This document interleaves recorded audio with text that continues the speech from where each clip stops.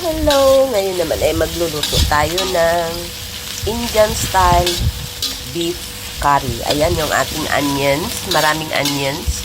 Slice lang manipis at i-fry lang natin. At pagkatapos niya ng medyo translucent na yung kulay niya, i-add natin yung ating ginger. Ayan guys. Ayan. Ilagay na natin ang chili powder at saka yung kurma powder, at ang sumunod dyan ay yung turmeric powder. Ihalo-halo lang natin yan lahat at igisa-gisa hanggang sa mag-incorporate ang lahat ng mga spice. Ayan guys.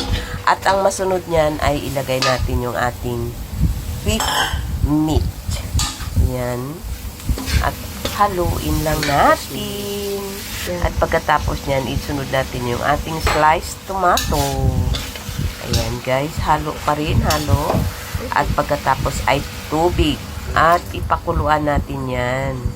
Ayan guys, hanggang sa maluto yung meat natin at ang mga tomato, mga spice natin ay lumabas na yung amoy, yung aroma niya at saka yung lasa. And then, ang pinakalas nyan ay yung ating yogurt. Hindi tayo maglalagay ng coconut milk. Yogurt ang ilagay natin. Ayan guys. Ayan. Malapit nang maluto. Ayan. Pakuluan ulit at mag-reduce yung sabaw. Ayan guys. Luto na yan. It's yummy. Try nyo. Masarap din yan.